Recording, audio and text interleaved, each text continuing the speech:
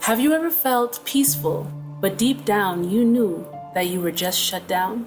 There is a kind of peace that heals and a kind that hides. If you've been calling stillness what really is suppression, this episode is for you.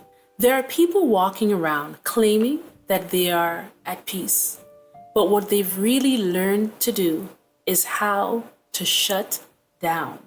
Numbness is not peace. Control is not peace. Avoidance is not peace. But let's say the real thing now. Not every peace is real peace.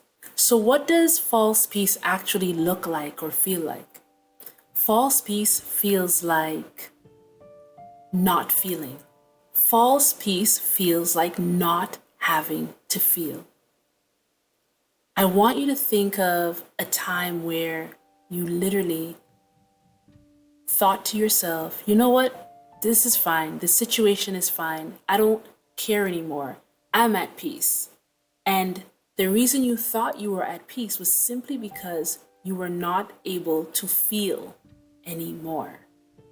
That is false peace.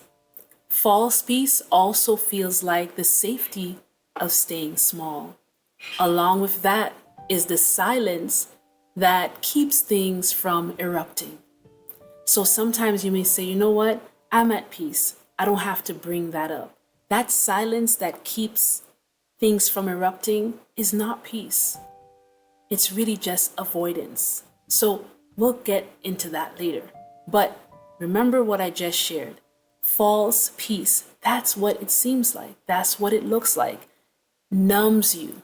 It numbs you from interacting with that situation. It numbs you from having to make yourself seen in order to avoid a situation. And it even causes you to just not feel so that you don't even want to, again, interact with or have anything to do with the situation because now you're not feeling. That is false peace. It's not real peace. It can come through avoidance, it can come through religion, it can come through disassociation, it can even come through control. You may feel calm on the surface, but deep down you're holding your breath. That's not peace. It's literally spiritual sedation. Are you mistaking peace for spiritual sedation? I want you to really take some time and think about that. There is no judgment here. Remember, in this series, the whole point is to help us begin to feel again what truth is so that you don't have to keep falling into the trap of something sounding like the voice of God or even something seeming like peace when it's not, because you can have the real peace. Okay, so there is no judgment here. I just want you to take some time and to ask yourself, am I really at peace or have I been spiritually, emotionally, mentally, psychologically, all the different ways sedated? Okay, because that's not peace. I want to talk a little bit about the nervous system, right? And false comfort. When we experience trauma, our bodies will learn to adapt. Our bodies will actually quickly learn to adapt after experiencing trauma, especially if we experience trauma over and over and over again, and especially if it's the same type of trauma, our body will adapt to that. Sometimes one of the ways that we cope is by numbing. Sometimes we cope by staying busy, spiritual, even polite. So when a message or a voice tells us to stay quiet, don't confront, back off, we might simply think, yes, this is peace. This is peace. This is the voice of Most High giving me peace, helping me to avoid the confrontation, to back off from it. You get what I'm saying? It's so easy for that trauma to speak through us. And because we have learned to numb, and that voice will come in telling us to not engage or to not confront, to back off. It's a sense of peace because we have learned to adapt to numbness. Numbing is the way that we've learned to deal with the trauma. But it is really just our nervous system trying to keep us safe. And if we are taught that peace means the absence of conflict, we might just silence truth in order to keep the waters calm and call that discernment, voice of God. So here's the danger. False peace will always tell you what you want to hear. I'll say that again.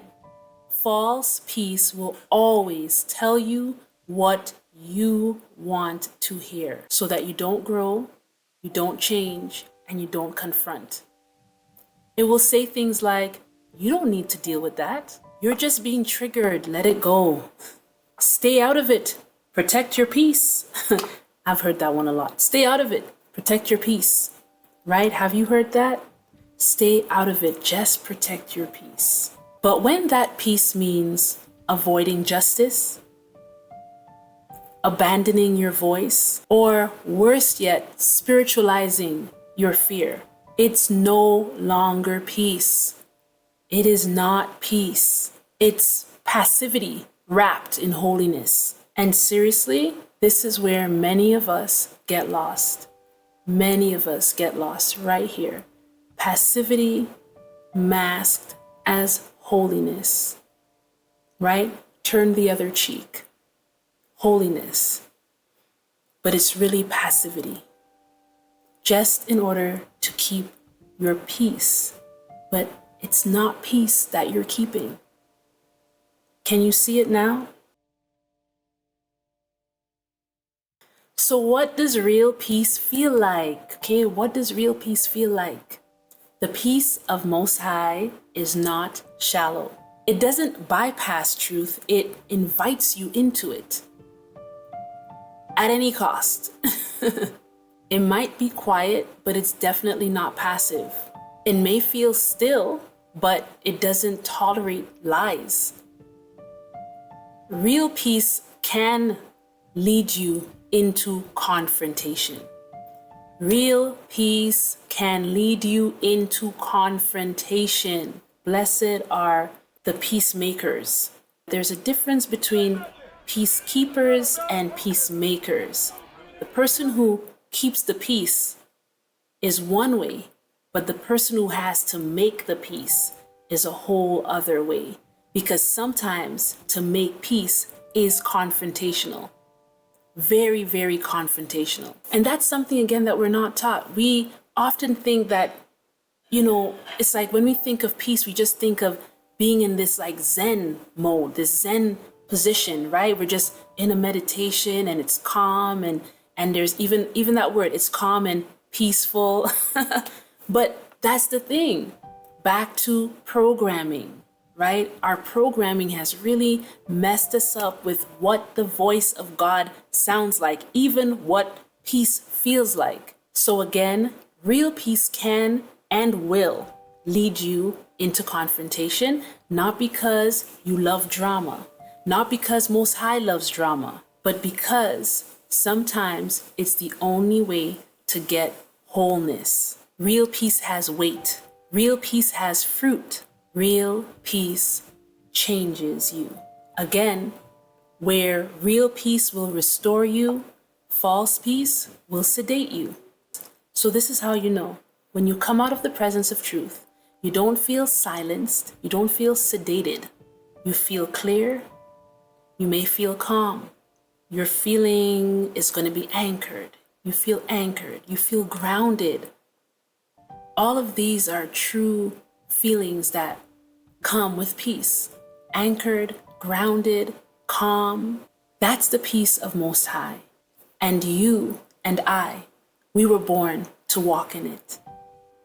Hey everyone, thank you for watching. Thanks for spending this time with me. I hope that what you have heard here has been beneficial to you. Thank you for liking, subscribing, and for sharing this video. Please do if you've learned something from it. And I want to remind you that if you would like to connect with me, you can do that by visiting iamabama.com. You can book sessions, you can get everything you want to get concerning me, retreats, books, whatever the case may be. You can find the link for that in the description below. IamAbama.com. See you there. Bye-bye. Remember, it is my joy to help you manifest your dream life and highest self. I'll see you soon. Bye-bye.